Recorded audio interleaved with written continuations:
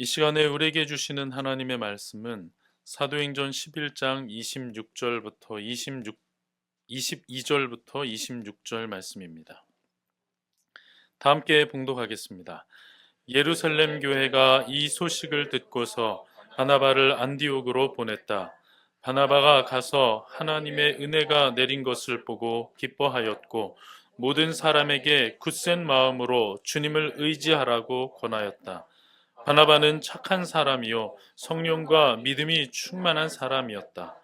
그래서 많은 사람이 주님께로 나아왔다. 바나바는 사울을 찾으려고 다소로 가서 그를 만나 안디옥으로 데려왔다. 두 사람은 1년 동안 줄곧 거기에 머물면서 교회에서 모임을 가지고 많은 사람을 가르쳤다. 제자들은 안디옥에서 처음으로 그리스도인이라고 불리었다. 아멘. 지난 시간에는 우리가 고넬료 사건을 통해서 하나님께서 차별하지 않으시는 분이다. 또 그 안에 담겨 있는 하나님의 주권에 대해서 생각을 해봤습니다. 오늘은 그 이후에 있었던 또 하나의 아주 상징적인 사건, 우리가 그리스도인이라고 불리기 시작했던 이 사건에 대해서 잠깐 생각을 좀 해보도록 하겠습니다. 우리가 이 앞에서는 고넬료가 예수님을 믿게 되는 과정, 그러면서 교회가 이방인에게도 예루살렘에서 이제 문을 여는 그런 내용을 봤죠. 그 이전에는 사울이 회심하고 또 복음 전하고 이런 내용을 봤습니다. 그 전에는 사마리아의 복음이 전해지는 내용을 봤죠. 그러면서 이제 에티오피아 내시에게도 복음이 전해지는 과정을 봤습니다.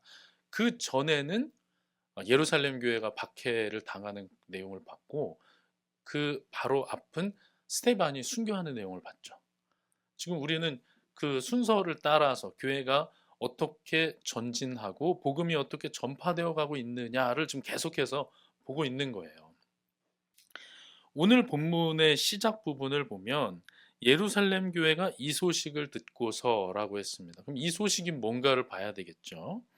내용 단락으로 보면 19절부터가 하나의 이야기입니다. 19절 보시면 스데반에게 가해진 박해 때문에 흩어진 사람들이 라고 했어요. 이것은 8장 1절에 대한 내용입니다. 한번 볼까요? 8장 1절 보겠습니다. 제가 읽어봅니다. 사울은 스데반이 죽임당한 것을 마땅하게 여겼다. 그날에 예루살렘 교회에 큰 박해가 일어났다. 그래서 사도들 이외에는 모두 유대 지방과 사마리아 지방으로 흩어졌다. 그러고 나서 이제 오늘 본문 11장 19절 보시면 스데반에게 가해진 박해 때문에 흩어진 사람들이라고 했으니까 우리가 지난 몇 주 동안 봤던 그 스토리하고는 별개로 또 예루살렘에서 흩어진 사람들이 여기저기 다니면서 복음을 또 잘 전하고 있었던 거예요. 그 사람들이 이제 페니키아 또 키프로스 안디옥 지역까지 이렇게 퍼져나가고 있었다. 이방인들이 사는 지역까지 퍼져나가고 있었다 하는 것을 보여주는 거죠. 그러니까 이 복음의 이야기는 복음이 그러하듯이 하나의 길로만, 하나의 스토리만 가지고 전파되는 게 아닙니다. 복음은 방사형으로 입체적으로 물이 방울이 떨어지면 쫙 퍼져나가듯이 예수 그리스도가 이 땅에 오셔서 십자가에 죽으시고 부활하신 그 이후로 또 성령이 임하신 이후로 복음과 교회는 그렇게 입체적으로 방사형으로 쭉쭉 힘있게 퍼져나가고 있는 것이죠. 정말로 이제 이방인에게로 복음이 전해지는 그런 과정입니다. 페니키아, 키프로스 이 지역에서는 아마 그 지역에 살고 있는 유대 사람들에게만 복음을 전했던 것 같아요. 19절이 그렇게 말씀하죠. 그런데 그들 가운데 어떤 사람들이 이제 키프로스와 구레네 사람들이 안디옥에 가서는 그리스 사람들에게도 복음을 전하기 시작을 합니다. 이 각주를 보면 그리스 말을 하는 유대인들에게도 라고 써 있는데요. 이건 어떤 사본에 그렇게 일부 적혀 있다는 거예요. 근데 그거는 그렇게 정당한 해석은 아닌 것 같아요. 왜냐하면 19절에 유대인들에게만 말씀을 전하였다. 그런데 어떤 사람들은 안디옥에서 이렇게 했다라고 하면 거기서 그리스말을 사용하는 유대인에게 또 복음을 전했다는 얘기를 하는 것은 아닐 것이고 그 지역에서는 이제 정말 그리스인들, 헬라인들, 또 이방인들에게도 복음을 전하기 시작했다는 거죠. 지역만 넘어서고 있는 게 아니라 지역을 넘어서 민족을 넘어서고 있는 거예요, 지금. 그러니까 이 직전에 예루살렘 교회에서 베드로가 와서 이런 보고를 하고 거기서 야, 하나님이 정말 이방인에게 복음을 전하셨구나. 그들에게도 구원 얻는 믿음을 허락하셨구나. 하기 전에는 아마도 복음이 전해지되 뭔가 그 유대 문화에 있는 유대인들에게만 지역을 넘어서는 복음 전파 정도로 생각되었던 것 같아요. 그런데 베드로 사건을 통해서 하나님은 외모, 즉 민족으로 사람을 차별하지 않으신다는 것을 선명하게 가르치시고 이게 예루살렘 교회에 전파된 거죠. 그런데 그것과는 별개로 안디옥에서는 또 어떤 사람들이 그렇게 전하고 있는 거예요. 그게 가능한 이유는 성령이 하시는 일이기 때문입니다. 복음의 확장성 때문이에요. 그래서 공간만이 아니라 민족을 넘어서는 복음 전파가 지금 이루어지고 있는 것이죠. 그것을 알 수 있는 근거가 21절에 있습니다. 주님의 손이 그들과 함께 하시니. 이렇게 이방인들도 주님을 많이 믿게 되는, 교회가 참 많이 세워지게 되는 이런 역사는 단지 사람의 열심과 능력으로 이루어진 것이 아니라 주님의 손이 그렇게 했다고 말씀하는 거예요. 당장은 보이지 않는 것 같지만 주님의 손이 이렇게 복음을 지경을 넘어서게 하고 많은 교회들을 세우는 일 가운데 하셨다는 거죠. 그래서 우리가 지난 시간에 내가 누구이기에 감히 하나님을 거역할 수 있겠습니까? 라는 우리가 내용을 보지 않았습니까? 그렇게 정말 주님께서는 복음을 전파시켜 나가십니다. 자, 이 소식이 예루살렘 교회에 들린 거예요. 그래서 예루살렘 교회가 사람을 보내죠. 그게 누구예요? 바나바. 예전에 사마리아 소식이 들렸을 때는 누구를 보냅니까? 베드로와 요한. 이번에 안디옥 소식을 듣고는 바나바를 보내죠. 바나바가 가서 보니까 정말로 하나님의 은혜가 내렸어요. 그래서 기뻐합니다. 아마 이 내용을 볼 때 예루살렘 교회는 정말 뭐 이 정도 느낌이었던 것 같아요. 정말 그러한가 하는 생각을 했던 것 같아요. 근데 바나바가 가서 직접 보니까 정말 그러니까 크게 기뻐하였고 사람들에게 굳센 마음으로 주님을 의지하라고 권하게 됩니다. 근데 거기서 끝낸 게 아니에요. 바나바가 또 누구를 부릅니까? 사울을 불러요.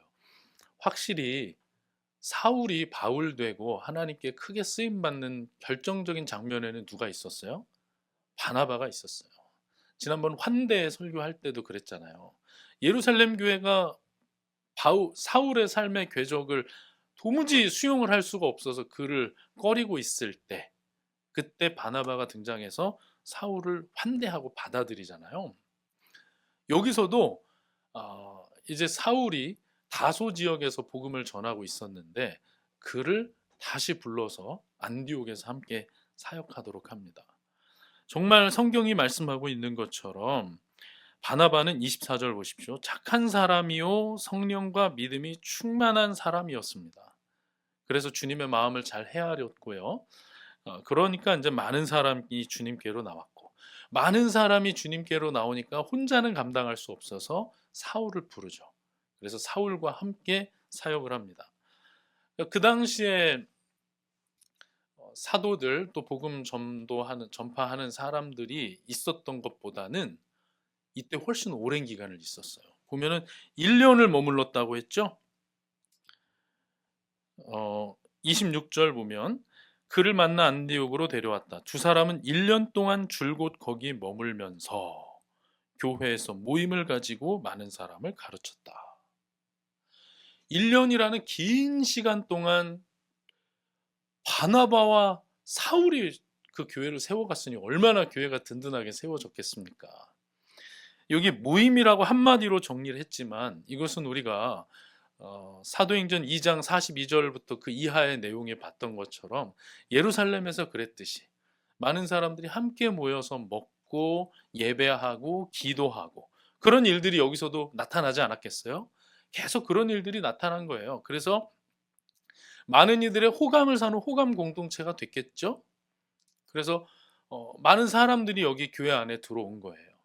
그래서 영혼 구원하는 일이 나타났고 성도들의 삶의 변화가 나타났고 신앙생활 때문에 성도들이 기뻐했고 이런 일들이 계속해서 나타납니다. 얼마나 아름답습니까? 그러니까 많은 사람들이 늘어났어요. 그러다가 안디옥에서 처음으로 그리스도인이라는 이름을 받게 됩니다. 그리스도인이라고 사람들이 부르게 돼요. 여러분, 우리는 그리스도인입니다. 얼마나 영광스러운 이름입니까? 우리에게 나 자신을 설명하는 여러 설명들이 있을 수 있잖아요. 내 이름도 있을 수 있고 내가 하고 있는 일도 있을 수 있죠. 저는 화목한 교회의 담임 목사입니다. 얼마나 영광스러운지 몰라요. 그런데 사실 그것과는 비교할 수 없이 영광스러운 이름은 저는 그리스도인입니다. 입니다. 우리가 그리스도인이라는 게 얼마나 큰 영광스러운 명찰인지 몰라요. 이번에 컨퍼런스를 제가 다녀왔지만 어디든지 이런 컨퍼런스나 이런 데 가면요. 여기 이렇게 자기 이름과 소속을 이렇게 적어서 가지고 다니잖아요. 뭐 사람들은 우리 교회를 알지 뭐 모를지 몰라도 저는 아주 자랑스러워요. 화목한 교회 담임 목사 신윤철 다 이렇게 써서 갖고 다니면 하나님이 부르시고 세우시고 인도하는 이 교회를 맡아서 목회하니까 얼마나 영광스러워요. 저는 영광스러워요. 그런데 여러분 분명히 기억하십시오. 여러분이 뭘 하든지 여러분의 직업이나 여러분이 가지고 있는 모든 것보다 더 영광스러운 것은 우리가 그리스도인이라는 사실입니다. 어디서든지 우리가 그리스도인임을 자랑스럽게 여기며 살아가는 저와 여러분들 될 수 있기를 간절히 바랍니다. 자, 그러나 여기서 안디옥 지역에 있었던 사람들이 이들에게 그리스도인이라는 이름을 붙여준 것은 당신들은 정말 호감 가는 사람들입니다. 당신들은 정말 영광스러운 이름을 가졌습니다. 라고 해서 그리스도인이라고 불러준 게 아니에요. 호감을 가진 사람은 그 안에 들어왔고요. 이 이름을 붙여준 외인은 교회를 싫어하는 사람들이었습니다. 우리가 우리끼리 그리스도인이라고 부른 게 아니에요. 사실 신앙 고백을 예배 때마다 하고 있지만 그건 사실은 예배 중에 고백하라고 만든 건 아니에요. 신앙 고백은 세상을 향하여 우리가 믿는 바가 무언가를 설명하기 위해서 주신 거란 말이에요. 그런데 그 사도신경이든지 여러 신앙 고백이 너무나도 정확하니까 우리는 그 내용이 너무 사랑스러우니까 예배 중에 고백하는 거예요. 우리 이름도 마찬가지입니다. 그리스도인이라는 게 너무나 좋은 이름이지만 그것은 세상에서 우리에게 붙여준 이름이에요. 저 사람들은 그리스도인이야. 경멸조로 불렀습니다. 그리스도인들. 그리스도인들. 이러면서 그리스도라는 이름을 붙였다고요. 그런데 이게 사실 교회사적으로 대단히 중요한 사건이 됐죠. 왜냐하면 세상에서 우리를 제대로 인식하기 위해서는 우리 공동체를 제대로 인식하기 위해서는 언제나 용어가 정리가 돼야 되거든요. 그런데 그리스도인이라는 용어가 정리되면서 우리의 정체성은 예수 그리스도로 더 선명해졌어요. 교회사적으로 아주 중요한 사건입니다. 그리스도인이라고 불렸던 것은. 오늘은 그 의미에 대해서 조금 더 생각을 해보려고 합니다. 일단은 왜 이 사람들이 굳이 그 많은 얘기들 중에서 그리스도인이라고 불렸을까? 그 매일매일 모여서 기도하는 사람들 있잖아. 이렇게 안 불리고. 그 매일매일 모여서 뭐 하는 사람들 있잖아. 막 빵 뛰고 뭐 그런 사람들 있잖아. 이렇게 안 불리고 왜 이렇게 그리스도인이라고 불렸을까? 충분히 짐작할 수 있죠. 어딜 가든지 하여튼 이 사람들이 있는 곳에서는 그리스도라는 표현이 막 자꾸 이렇게 들리는 거예요. 이 사람들은 어디를 가든지 그리스도만 얘기했습니다. 그리스도, 그리스도. 예수님이 그리스도입니다. 예수님이 바로 그리스도입니다. 그리스도, 그리스도 하고 다니니까 이 사람들을 자연스럽게 그리스도라고 부른 거죠.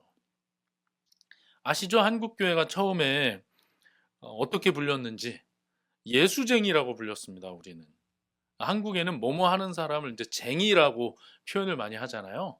그러다 보니까 우리 신앙의 선배들은 예수쟁이라고 불렸어요. 잘한 겁니까? 못한 겁니까? 아주 잘한 거예요. 아주 잘한 거예요. 어디를 가든지 예수 예수 하니까 예수쟁이라고 불린 거라고요. 그러니까 우리 신앙의 선배들의 신앙이 참 순수했구나라는 걸 알 수 있어요. 제가 몇 번 예를 들어서 여러분 아시죠? 제가 초등학교 1학년 때 뭐라고 썼는지.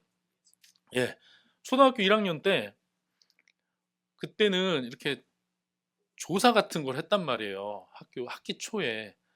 그랬더니 2학년 때네요. 초등학교 2학년 때. 이거 조사를 해요. 그러면 자기 이름, 부모님 이름, 뭐 부모님 직업, 자기 종교 막 이런 걸 다 쓰게 돼 있었어요.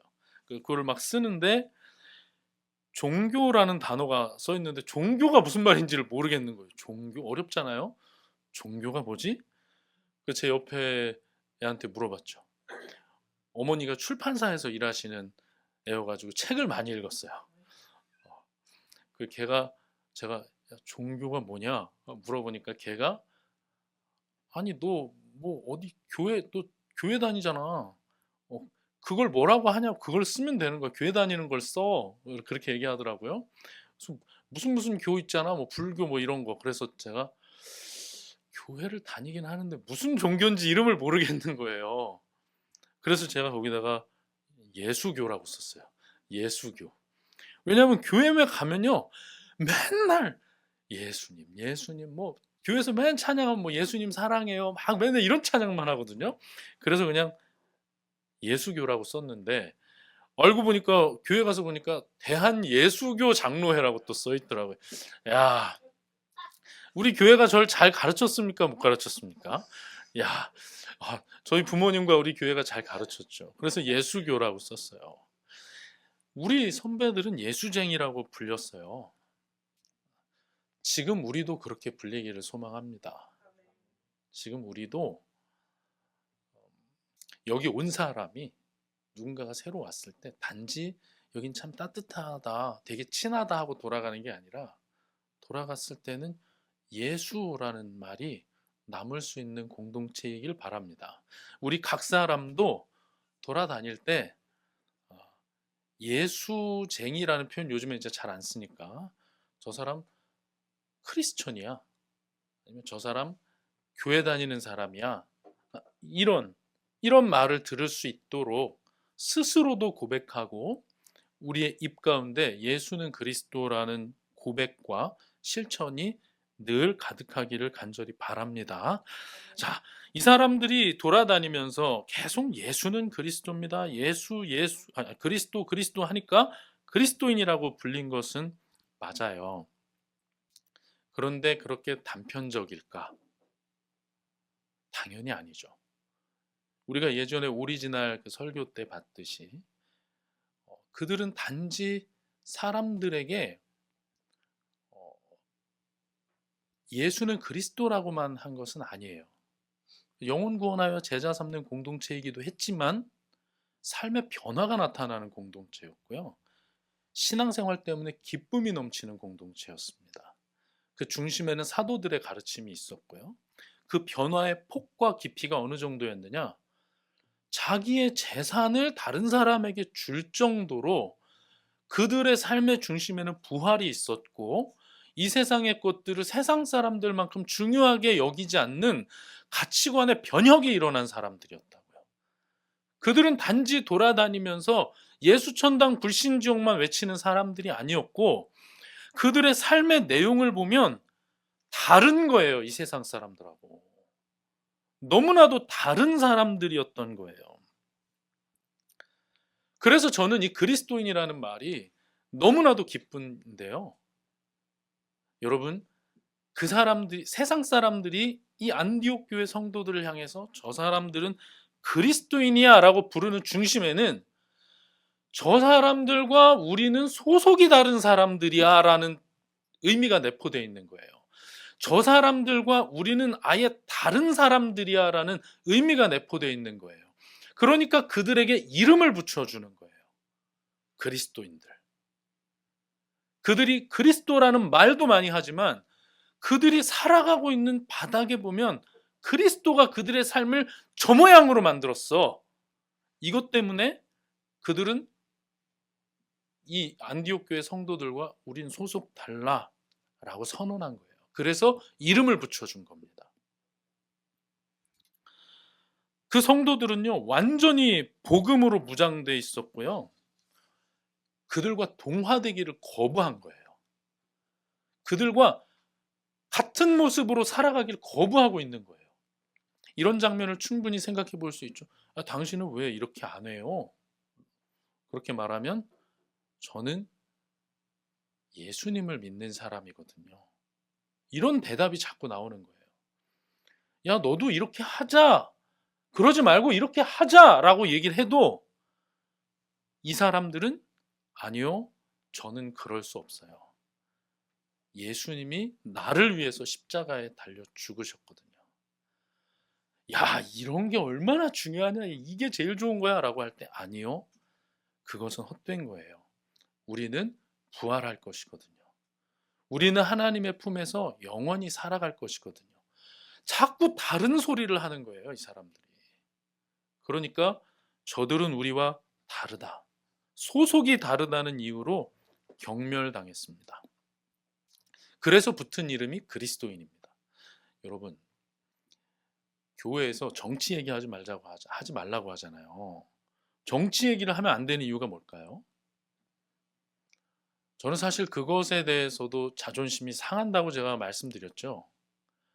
서로 이런 정치적인 단체, 정당을 지지하고 어떤 사람은 이 정당을 지지하더라도 복음의 가치에 관해서는 하나가 되어서 다른 정당을 지지하던 사람도 복음 앞에서는 함께 머리를 숙여야 될 거 아니에요. 성경에서 말씀하지 않는 우리에게 자유를 주신 영역에 있어서는 다양한 것을 선택하더라도 그것이 복음과 관련해서 충돌하는 지점에 있어서는 내 지역이 어떻고 학연이 어떻고 내 성향이 어떻든지 간에 관계없이 지난주에 우리가 말씀 받았던 것처럼 하나님의 주권을 인정하고 하나님의 말씀이 그러니까 우리가 거기서 머리를 숙여야 될 거 아니에요. 그런 의미에서 교회에서 정치 얘기를 할 수 없고 교회에서 정치 얘기를 하는 순간 교회가 쪼개진다는 이 말이 저는 너무나도 자존심이 상합니다. 그러나 어쨌든 우리 현실은 그래요. 정치, 여러분 뭐 A 정당, 여러분하고 사실 직접 관계도 없어요. B 정당, 여러분하고 직접 관계도 없어요. 뭐 당원이에요, 아니면 뭐 가족 중에 뭐 의원이라도 있어요. 그런 거 없잖아요. 직접 관계도 없어요. 그럼에도 불구하고 온라인상에 들어가 보면요, 서로 지지하는 정당이 다르다고 벌레 취급합니다. 이젠 이름도 제대로 불러주지 않아요. 이름을 바꿔서 모독하고요. 무슨 일만 있으면 막 그걸 다 연결해. 하다못해 이스라엘이 하마스 수장인 신와르를 제거했다는 이 뉴스에도 다른 걸 집어넣어서 어떻게 해서든지 댓글에 이상한 것들이 노출되게 합니다. 서로 얼마나 경멸하는지 몰라요. 정당만 달라도. 그런데 여러분, 그 사회 속에서 약자들인데 자기들이 암묵적으로 동의하고 중요하게 여기는 가치와 세계관을 계속해서 거부해요. 얼마나 핍박당하고 얼마나 경멸당했겠습니까? 그래서 붙은 이름이 그리스도인이라고요. 얼마나 영광스럽고 감사합니까? 그들은 예수 그리스도를 늘 전했고 복음에 기초한 세계관을 가지고 살았어요. 자, 그런데 여기서 우리가 한 가지 더 봐야 될 게 있어요. 어떻게 보면 이게 가장 결정적일 수도 있겠습니다. 적어도 오늘날을 살아가는 우리에게는 이 내용이 훨씬 더 시사점이 클 겁니다. 왜냐하면 앞에 두 개는 내가 실제로 하든 못하든 이미 우리가 잘 알고 있기 때문에 지금 얘기하려고 하는 것은 조금 다를 겁니다. 한번 들어보십시오. 우리가 간과하고 있는 아주 중요한 특징이 있습니다. 이들에게 나타나는. 이들은 침묵하지 않았다는 거예요. 이들은 침묵하지 않았어요. 이게 그들이 그 이름을 받게 되는 결정적인 이유입니다. 그냥 이 사람들이 조용하게 자기들만 예수님을 잘 믿거나 그냥 조용하게 몰래 순종했다면 이들은 그리스도인이라는 이름을 받지 못했을 겁니다. 이 사람들은 이제껏 없던 말이 생길 정도로 유난히 자기들이 가지고 있는 생각, 세계관을 드러내는 사람들이었어요. 단지 이 사람들하고 의견이 조금 다른 게 아니었어요.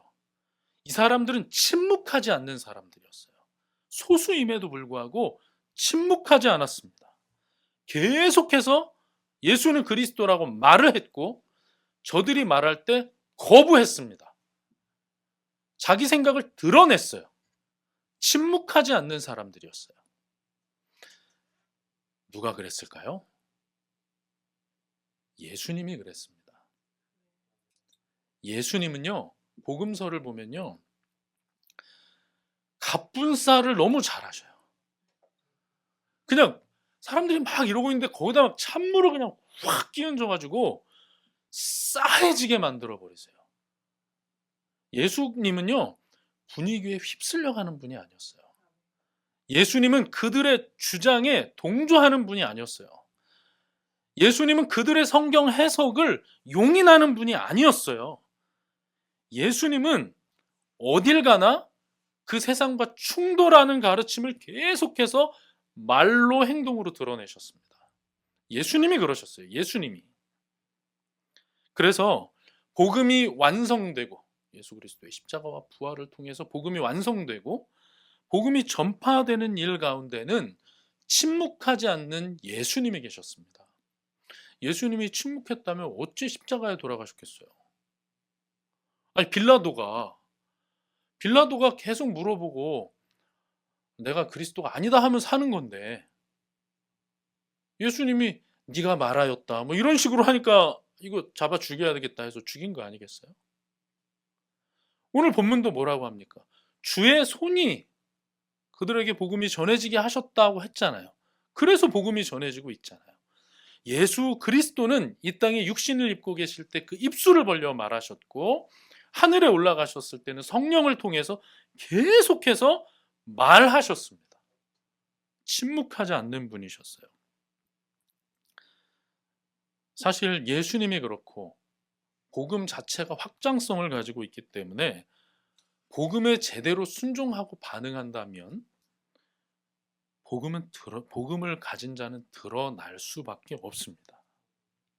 그리고 그의 삶 속에서 복음이 드러나고 있다는 뜻은 이 사람이 참 단순하게 순종하고 있다는 뜻이에요. 여러분, 단순하게 순종하지 않으면 복음이 잘 드러나지 않습니다. 왜냐하면요, 내가 나의 생각으로 재단한다고 그랬잖아요. 우리 지난주 경배와 찬양 때 제가 뭐라고 말씀 전했습니까? 이것이 하나님의 뜻이어서 순종합니다와 성경에 그렇게 적혀 있기 때문에 저는 순종합니다는 비슷한 것 같지만 다르다고 했죠? 이것이 하나님의 뜻이기 때문에 순종합니다라는 말 안에는 나의 해석의 여지가 담겨 있어요. 다시 말하면 하나님의 뜻이면 순종해야 한다는 이 고리는 단단하지만 하나님의 뜻을 내가 해석하고 바꿔버린단 말이에요. 그래서 오히려 내 생각을 누구도 반대할 수 없는 이상한 무기로 무장을 해서 휘둘러 버리게 됩니다. 그러나 이것이 하나님의 말씀에 적혀 있기 때문에 저는 순종합니다 하는 이런 단순한 확신과 순종을 하는 사람들에게는 언제나 복음의 속성이 그대로 드러나죠. 다음 주가 무슨 주일인지 아십니까? 우리가 뭐 꼭 그런 이름으로 지키진 않지만 종교개혁주일입니다. 언제나 10월 마지막 주일은 종교개혁주일로 지켜요. 그래서 많은 교회들이 세미나도 하는데 이번에는 아마 세미나를 못할 것 같죠? 왜냐하면 연합예배 드리니까. 종교개혁 이후로 우리는 그리스도인이라는 이름 외에 또 다른 이름을 갖게 됐습니다. 그게 뭔가요? 그게 프로테스탄트입니다. 오늘 설교 제목이죠? 프로테스탄트. 프로테스탄트가 무슨 뜻입니까? 저항하는 자들이란 뜻입니다. 저항하는 자들. 그 많은 이름들 중에서 왜 우리는 프로테스탄트라는 이름을 갖게 됐을까? 프로테스탄트라는 이 거대한 이름 안에 또 여러 개가 있어요. 예를 들면 퓨리턴, 이런 사람들은 엄청 뭔가 순수함을 추구했기 때문에 그것도 경멸조로 퓨리턴이라는 이름이 붙은 거죠. 청교도들. 근데 우리는 프로테스탄트예요. 왜 이런 이름을 가지게 되었는가? 1차적으로는 직접적인 원인으로는 중세 천년을 지배하고 있던 거짓된 신학에 저항했던 자들이기 때문입니다. 로마 교황을 중심으로 한 엇나간 교회에 저항하는 자들이었기 때문에 프로테스탄트란 이름이 붙은 거예요. 우리가 붙였다고요? 아니요. 이것도 밖에서 안 좋아하면서 붙인 이름이에요. 아, 저 프로테스탄트들. 그런데 그 안에 담긴 또 더 큰 내용이 있습니다. 자, 중세 교회가 천년을 흐르면서 왜 변질됐을까요? 세속화됐기 때문에 변질됐습니다. 다시 말하면 세상의 세계관이 교회로 침범해 들어올 때 막아내지를 못해서 겉으로 볼 때는 굉장히 거룩해 보이지만 실제로는 거룩성을 상실한 거예요. 그래서 이들이 저항한 것은 단지 교리가 아니라 교회의 세속화에 반기를 든 겁니다. 교회가 세상 같아지는 것을 거부한 거예요. 세계관의 충돌이에요. 여러분, 그 당시에 가장 중요하게 어떤 세계관의 변화가 있었는 줄 아십니까? 성과 속의 구분이 이랬어요. 자, 변질되면 이렇게 됩니다. 교회 안은 거룩하고 교회 밖은 속되다. 목사나 신부는 거룩하고 농사 짓는 사람은 속되다. 그래서 이거에 뿌리를 내려서 이 세속적인 세계관에 뿌리를 내리고 이걸 엄청 발전시키면 교회 건물에다 엄청난 투자를 하게 되는 거예요. 그리고 소위 성직자라고 하는 사람들의 말 한마디에 아무도 토달지 못하는 거예요. 그것이 성경적 가르침입니까? 그게 아니었어요. 성경에서 예수님이 가르친 것은 그게 아니에요. 성과 속이 없다는 것이 아니라 성과 속은 있어요. 그런데 이 공간이 거룩하고 저 공간은 거룩하지 않고 이 일을 맡은 사람은 거룩하고 이 일을 맡지 않은 사람은 속된 것이 아니라 모든 곳 속에서 하나님의 말씀대로 따르는 것이 거룩하고 다른 게 속된 거예요. 내가 농사를 짓더라도 그 중심에 예수 그리스도가 있으면 거룩한 것이고요. 내가 설교를 하더라도 내가 잘 보이고 싶어서 설교를 하고 내 노래 실력을 뽐내고 싶어서 찬양을 하는 사람은 속된 거예요. 성경의 가르침은 달랐잖아요. 이렇게 세속화되었던 것들에 저항했던 것이 프로테스탄트입니다. 프로테스탄트. 저는 지금 우리에게 이 자세가 필요하다라고 하기보다는 원래 그리스도인들은 프로테스탄트였다는 말씀을 드리고 싶은 거예요. 여러분, 원래 그리스도인들은 프로테스탄트입니다. 생각해 보십시오. 우리가 이 세상의 거짓된 생각들을 다 제거할 수 있습니까? 우리가 이 세상 속에 있는 성경에 반하는 모든 내용들을 제거할 수 있습니까? 불가능합니다. 그것은 우리 가운데 죄를 없애는 것만큼이나 불가능한 일입니다. 어떻게 그렇게 할 수가 있겠습니까? 우리는 이 세상을 정복하는 자들이 아니라 세상 속에서 저항하는 자들이에요. 하나님은 우리를 그렇게 부르셨어요.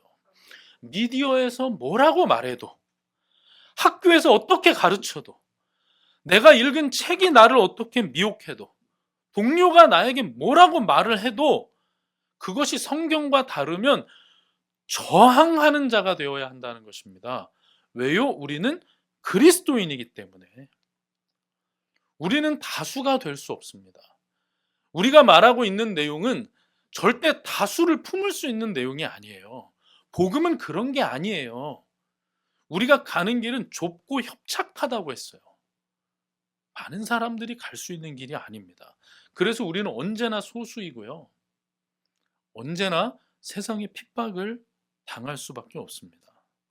그래서 여러분, 우리는요, 우리의 연약함이 틈탈 수 없는 단순한 순종과 선명한 목소리로 무장해야 합니다. 우리의 연약함과 세상의 거짓된 생각들이 틈탈 수 없는 단순한 순종, 세상 속에 휩쓸려 버리지 않는 선명한 목소리, 이게 프로테스탄트고 이게 그리스도인입니다. 주 안에서 사랑하는 형제 자매 여러분, 세상 속에서 살아가면서도 세상에 속하지 않는 자들 되기를 간절히 바랍니다. 세상 속에서 비록 적은 자들이어도 구별된 자로 살아갈 수 있기를 간절히 바랍니다. 지금 동성애 차별금지법이 통과될 듯하고 동성혼이 합법화되어 가고 있습니다. 저는 동성애 차별금지법이 통과되고 동성혼이 합법화되었다고 해서 그것이 교회의 패배라고는 생각하지 않습니다.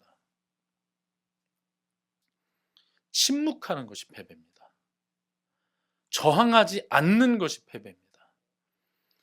교회가 역동성을 잃고 순응하고 숨어드는 것이 패배입니다. 원래 그리스도인들은 그렇지 않았습니다. 진리가 거짓으로 둔갑될 때 이 세상은 내가 바꿀지 못할지라도 나는 그것이 아니라고 말하는 자가 그리스도인이었고, 하나님의 이름이 모욕을 당할 때 나는 힘이 없어도 그것에 반대하고 하나님의 이름을 높이는 자들이 그리스도인이었습니다. 우리 모두가 그런 삶을 살 수 있기를 간절히 바랍니다.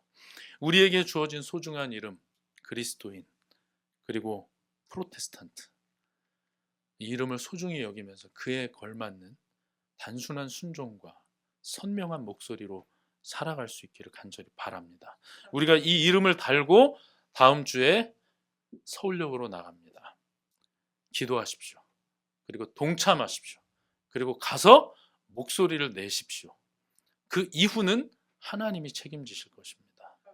오히려 그런 시간을 통해서 우리 자신을 변화시키시는 놀라운 역사가 나타날 줄로 믿습니다.